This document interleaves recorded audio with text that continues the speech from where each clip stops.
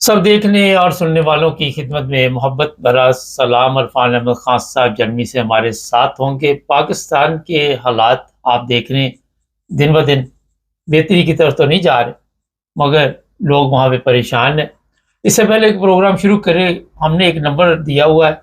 वो सिर्फ इसलिए दिया हुआ है कि आपने कोई हमसे बात पूछनी हो तो वो पूछे। अब होता ये है कि सुबह सुबह लोग मैसेज फजूल करने शुरू कर देते हैं, और ये चैनल हमने बनाया वो अपनी मर्जी के लिए।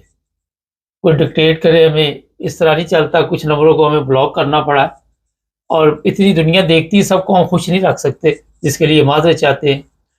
हाँ साहब, पाकिस्तान में बलूचिस्तान के हालात तो चलो दिन ब दिन बदतर हो रहे हैं, मगर पंजाब में भी हालात कंट्रोल में नहीं है। सिंध में आपने देख लिया जो हालत हो गई है वहाँ पे भी, और इसी तरह खैबर पख्तूनख्वा में। क्या देखते हैं आने वाले दिनों में कौन सी ऐसी साजिश है जो पाकिस्तान को बहुत बड़ा नुकसान देने वाली है? देखें, पुरसुकून हालात तो पूरे पाकिस्तान में कहीं भी नहीं है। जी। किसी एरिया में भी नहीं है, किसी जगह नहीं है, किसी शहर में नहीं है। और जो एक अच्छे से सियासी अदम इस्तेकाम की पॉलिसी पे पाकिस्तान चल रहा था, वो बढ़ते बढ़ते अब अपना असल रंग पे आ गई है। अपने अपने रंग दिखाने उसमें शुरू कर दिया, इसे कहना चाहिए कि आप देख लें कि हर छोटा बड़ा इख्तलाफ जो है वो अब इतना खुलकर सामने आ गया है, उसके नेगेटिव पहलू ज्यादा सामने आ रहे हैं। अब जो अताउल्लाह मैंगल साहब ने तकरीर की है, जो उन्होंने इंटरव्यूज दिए हैं पिछले 2-3 दिनों के दौरान, उन्होंने काफी इंटरव्यू वगैरह दिए हैं। उनको आप देखें तो ये वही मंजिल, उस मुकाम पर हम पहुंच गए हैं जहां पर मुजीबुर रहमान साहब बांग्लादेश को लेकर चले गए थे। पहले वो सिर्फ खतरात की बात करते थे, अब वो साफ कह रहे हैं कि बलूचिस्तान जो है वो हमारे हाथ से निकल गया है। बल्कि वो तो कहते हैं आपके हाथ से निकल गया हुआ है। और ये कहने की जरूरत उनको इसलिए हुई है कि हर तरफ बदअमनी है। फिर ये है कि उनके साथ बहुत सारे दूसरे कबाइल मिलने शुरू हो गए हैं। अब बुगटी भी मुकाबले पे आ गए हैं, बुगटी भी सामने आ गए हैं। उसका भी हाल आपने यही निकाला कि फट जो बुगटियों को गिरफ्तारियां शुरू कर दी।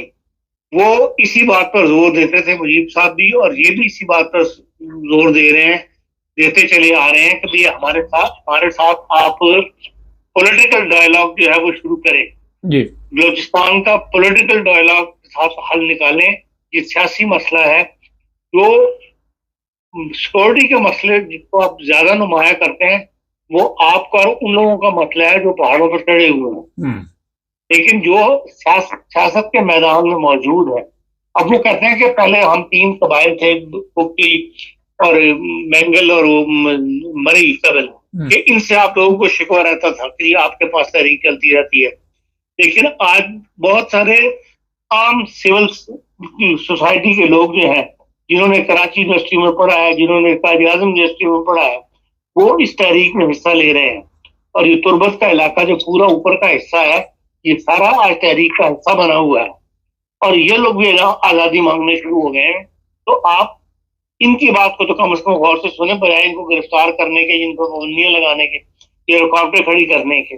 और मेन मसला वही ये कहते हैं कि भाई जो मिसिंग पर्सन से शुरू हुआ है, इनकी तादाद हजारों में बढ़ती चली गई, और हमारी आवाज के साथ पंजाब ने या सिंध ने या सूबा सरहद ने आवाज साथ नहीं मिलाई मिसिंग पर्सन के मामला में। ना हमारा अदलिया ने साथ दिया, ना हमारा पाकिस्तान के अवाम ने साथ दिया। अब इस किस्म की बातें बड़ी खुलकर होनी शुरू हो गई हैं, जिससे खतरात बढ़ रहे हैं। और फिर अब जो सिंध में नया मसला खड़ा हो गया है 6 कैनाल निकालने का, जो 6 के नहरें निकालना चाहते हैं उन जमीनों के लिए जो कि ग्रीनलैंड के तौर पर हमारी पाकिस्तान जो है वो उनको आबाद करना चाहते हैं, उन इलाकों को। आपको पता है रुकाड़ा के ऊपर के जो सारा हिस्सा है, इसके अंदर बहुत ज्यादा जमीनें जो हैं वो हमारी सिक्योरिटी इदारों के पास हैं, जो उनको दी जाती हैं जब वो रिटायर वगैरह होते हैं। तो उस इलाके में मजीद जमीन को वो जेरे काश्त लाना चाहते हैं जो बंजर पड़ी हुई है, उसके लिए वो कनाल निकाल रहे हैं, पानी है नहीं। अब ये बात भी सिंध की रही, अगर जरदारी साहब ने कहीं हाइम में भरी थी एज सदर पाकिस्तान, उन्होंने कहा था कि हम आपके साथ ताउन करेंगे, आप इस निकाल लें इन नहरों को, उस वक्त तरबेला में और मंगला में पानी मौजूद था या पाकिस्तान के अंदर रेगुलर बारिशें हो रही थी। इस साल 42% बारिशें कम हुई है पाकिस्तान के अंदर। पाकिस्तान के रूटीन का जो पानी था वही 42% करीब है। आपको पता है इमरजेंसी नाफिज तो कर दी गई है, कभी आप कोई कारें वगैरह धोने की, जितने भी यूनिट खुले हुए हैं कार वाश वगैरह के लाहौर वगैरह में, पंजाब में पाबंदी लग गई है, सब बंद करवा दी गवर्नमेंट ने, इसलिए कि पानी है ही नहीं है।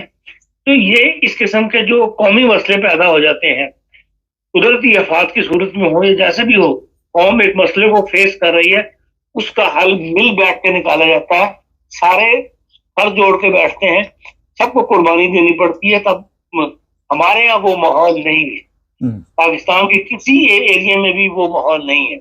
वहां हर चीज का हल बस एक ही है, या लब्बैक या रसूल लब्बैक के नारे मारते जाओ, और बस जो असल मसाइल है उनसे अपनी जो तवज्जो है आवाम की वो हटाई रखो। और इसलिए हालात यहाँ तक पहुंच गए हैं कि अब हर तरफ जो है ऐसी कैफियत से मुल्क दुचार है कि हर बंदे के ज़हन में ये सवाल पैदा हो गया कि हमारा क्या बनेगा। और जब ये चीज कैफियत पैदा हो जाए तो फिर जाहिर बात है कि फिर मुल्क से लोगों के दिल हो जाते हैं, लोग अपना जो है दिल या हौसला जो है वो छोड़ देते हैं, और इस स्टेज से पाकिस्तान जो है गुजर रहा है। लेकिन इसका हल उन्हीं लोगों ने निकालना होता है जो सियासत में मौजूद हो, जो अनाने हुकूमत में जिनके हाथ में हो, लेकिन वो भी इस वक्त बेबस नजर आ रहा है।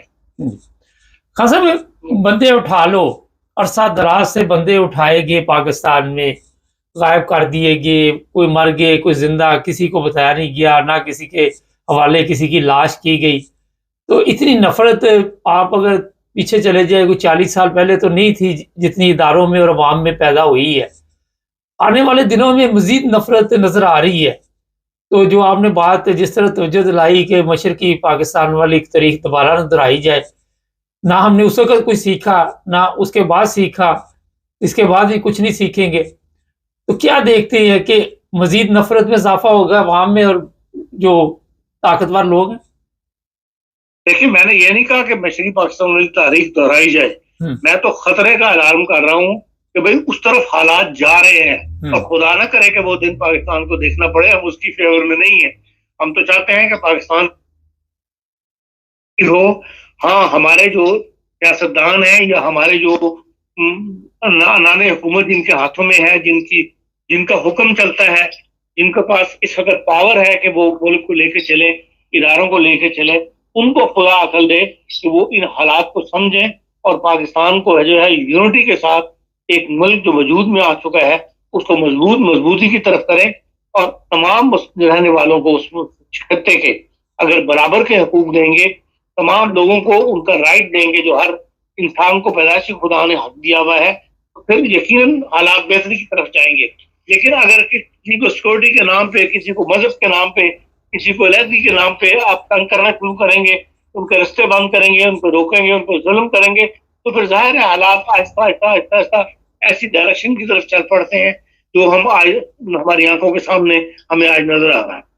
हाँ सर, अभी आपने बात की पानी की किल्लत तो हो रही, तो हमारे वहाँ पे ऐलान तो बहुत हुए कि डैम बनेंगे, चंदा भी इकट्ठा किया गया लोगों से, बड़ी ऐसे लोगों ने भी कारनामे अंजाम दिए जिनका काम ही नहीं था चंदा इकट्ठा करना।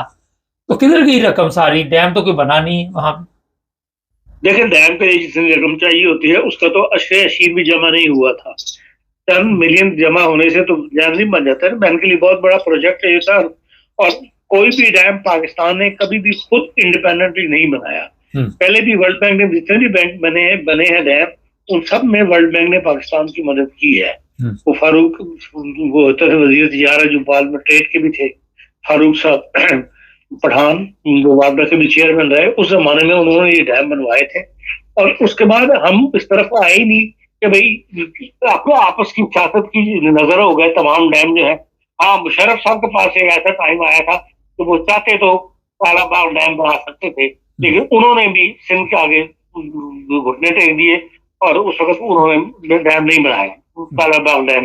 इसीलिए आज तक देखने को वो कोई डैम उसके बाद नहीं बन सका, और ना कोई आसार है, इसलिए कि कोई यूनिटी पैदा ही नहीं होती किसी ख्याल के अंदर, किसी उसके अंदर। अब आपके सामने जर्मनी की मिसाल है अब जो हालात जर्मनी के अंदर हुए हुए हैं, जो कुछ ट्रम्प साहब ने पॉलिसी इख्तियार की हुई है, उसके ऊपर सब सर जोड़ के बैठे होंगे, नहीं बैठे? अपोजिशन भी सर जोड़ के बैठी हुई है और हुकूमत भी सर जोड़ के बैठी हुई है। तमाम सियासतदान इन हालात को फेस कर रहे हैं और सर जोड़ के बैठ के इसका हल निकाल रहे हैं। हमारे ये कैफियत पैदा नहीं हो रही है।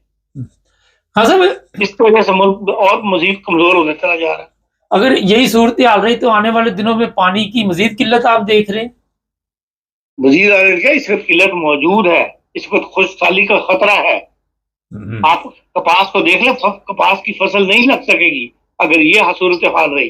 अगर अब बारिशें नहीं होती हैं तो इस साल भी 42% कपास जो है वो कम हुई है।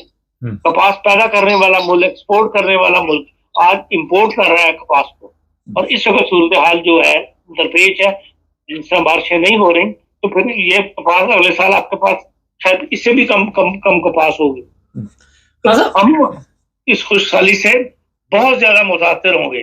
बज़ाहिर नजर ये आता है कि आपको पीने का पानी भी शायद मुयसर ना हो आइंदा चंद सालों में। जिस तरह मौसमी तगय्युरात पैदा हो रहे हैं, इसकी फिक्र यूरोप को हो रही है, मगरबी दुनिया में हो रही है, हमारे यहाँ वो फिक्र अभी तक पैदा नहीं हुई। हाँ साहब, अभी एक बड़ी अहम बात आपने की कि वहाँ पे जो रिटायर होते हैं ऑफिसर आर्मी के, उनको ज़मीनें दी जाती, और साथ एक जर्मनी की मिसाल भी दी कि जो लोग मुल्क का सोचते हैं वो सबसे पहले मुल्क का, कौम का सोचने के लिए इकट्ठे हो जाते हैं, चाहे कितने भी इख्तलाफात हो।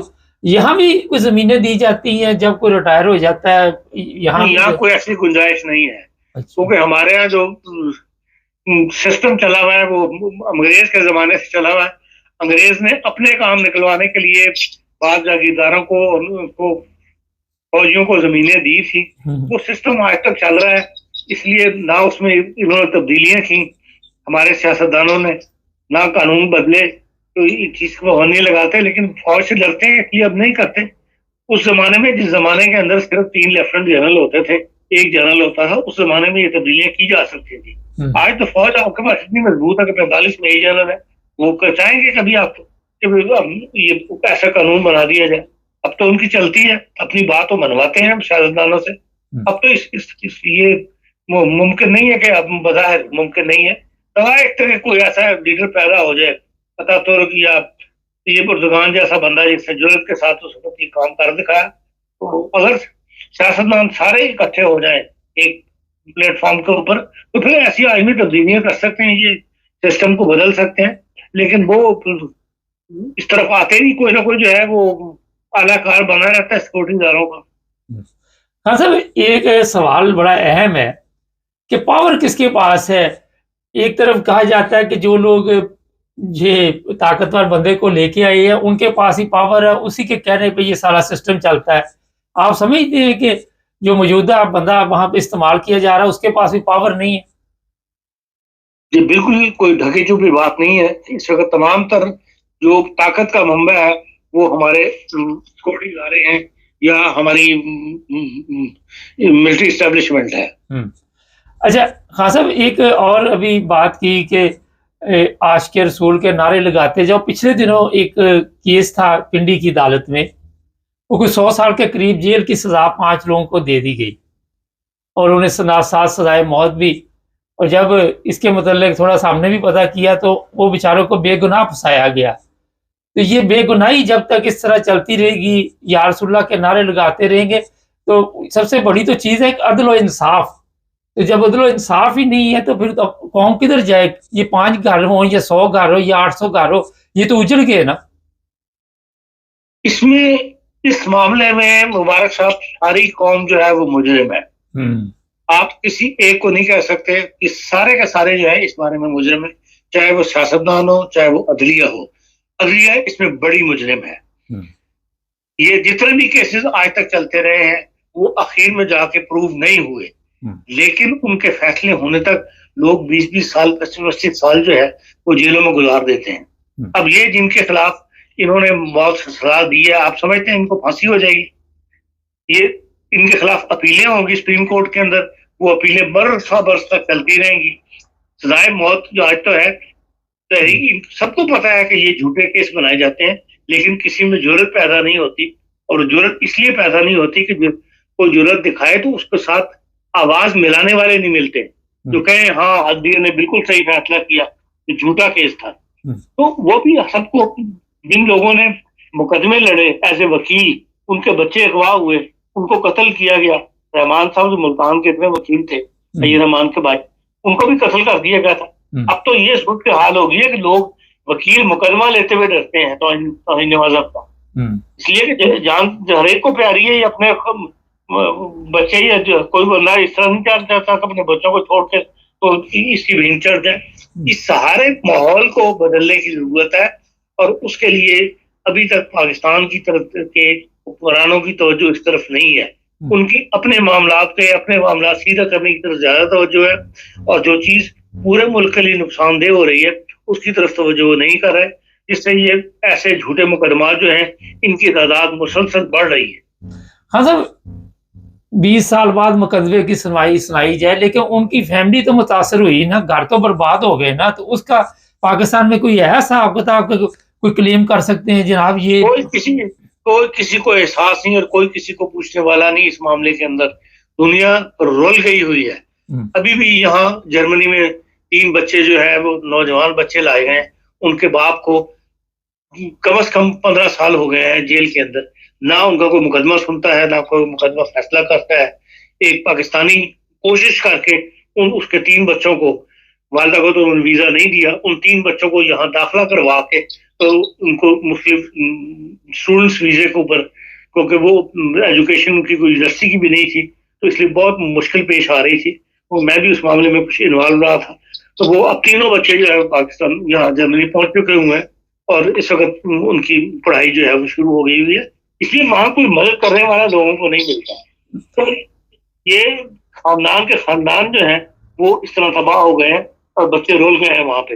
लेकिन ये है कि वहां क्योंकि किसी को ऐसे इंसानी हमदर्दी का जज्बा ही कौम में खत्म हो गया हुआ है, हर एक को अपनी फिक्र है, इसलिए जो बेचारे ऐसे लोग हैं वो मुतासर होने के बाद कुछ कर जाते हैं, कहीं कहीं किसी तरफ लग जाते हैं, कहीं जो है बिल्कुल बर्बाद हो जाते हैं बेचारे। हाँ साहब, एक तकरीर बिलावल ने की बड़ी जोशो खरोश में, जिस तरह अभी आपने वो सिंध में जो नहरों का मसला है, तो एकदम की जोश आ गया अचानक कि ये कौन सा आप देख रहे हैं कि हुकूमत के साथ कोई डील नहीं करी? सिंध के अंदर से आवाज उठी है, ये समझते थे कि सिंध के अंदर से आवाज नहीं उठेगी, सिंध पीपल्स पार्टी का है और लोग खामोशी से हमारे फैसले को तस्लीम कर लेंगे, लेकिन सिंध के लोगों ने, पीपल्स पार्टी के अपने लोगों ने इस फैसले को तस्लीम नहीं किया, इसलिए वहां से खुद आवाज उठी और पीपल्स पार्टी को फिक्र हुई है। तो वो अपनी फिक्र की वजह से उन्हें जो है इस एक सच्चाई का साथ देने की वजह से नहीं कर रहे कि भाई वाकई ये एक गलत फैसला था, बल्कि उस गलत फैसला करने में जरदारी साहब ने किरदार अदा किया। और अब जबकि उनको अपने पार्टी की फिक्र पड़ गई कि हम जहां से भी चले जाए, कोई सूबा है जिसमें उनकी हुकूमत कायम है, तो तब उन्होंने इसके खिलाफ लोगों को साथ देना शुरू किया। हाँ, आखिर पे सवाल है, जरदारी साहब की तबीयत ठीक नहीं है, वो वैसे तो अब पता नहीं सदारती महल में जाते हैं या नहीं जाते। अगर फर्ज करे जरदारी साहब चले जाते दुनिया, उससे बाद पीपल्स पार्टी का मुस्तकबिल है कोई मुकम्मल तौर पे आप देख रहे हैं? देखिए, पीपल्स पार्टी का मुस्तकबिल अब सिर्फ सिंध तक ही महदूद है और सिंध के अंदर बहुत बड़ा तबका पीपल्स पार्टी का साथ देने के बावजूद पीपल्स पार्टी की जो कार्रवाइयां हैं उसमें मुतमईन नहीं है, या ये कह लें साफ मानों में कि वो जरदारी साहब से मुतमईन नहीं है। जरदारी साहब जिस तरह पार्टी को लेकर चल रहे हैं, पंजाब की जो बड़ी क़यादत थी पीपल्स पार्टी की, वो तो बिल्कुल ही जरदारी साहब का साथ देने को तैयार नहीं। जो एतजाज आसिम ग्रुप था वो बिल्कुल चुप करके खामोश होकर पीछे हट गए हुए हैं। तो सिंध में भी ऐसे लोग मौजूद हैं, बल्कि मैं समझता हूँ जरदारी साहब के जाने के बाद पीपल्स पार्टी सिंध में भी ज्यादा मकबूल होगी और बाकी जगहों पर भी जो कारकुन जिन्होंने खामोशी इख्तियार कर ली हुई है और उनका जज्बाती लगाव है भुट्टो साहब के साथ, वो दोबारा मैदान में निकलेंगे और पीपल्स पार्टी को फायदा होगा ना कि नुकसान। बहुत शुक्रिया खान साहब। नाज़रीन, इरफान अहमद खान से आपकी बातें बड़ी ज़बरदस्त होती हैं।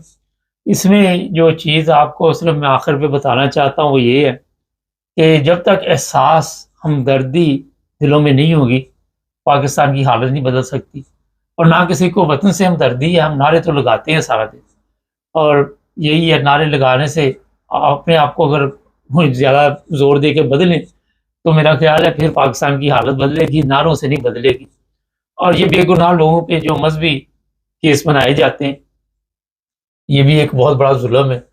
मुझे याद है मैं एक दफ़ा पाकिस्तान गया था 8-10 साल पहले, तो वहाँ किसी घर में बैठा हुआ था तो उनके घर में वफ़ात हो गई। कोई कैंसर वगैरह का मसला था जिसकी वफ़ात हुई। तो वो कहने लगे कि हॉस्पिटल चले जाएँ, तो ऐसे ही है जैसे वहाँ पे खुदा बने बैठे हुए। और इसी तरह आप देख लें कचहरियों में चले जाएँ तो वहाँ भी यही तरह के हालात हैं। ये बात मैंने इसलिए आपको कही कि पाकिस्तान की कचहरियाँ, वकील आप सबके लिए में कितने महँगे हैं।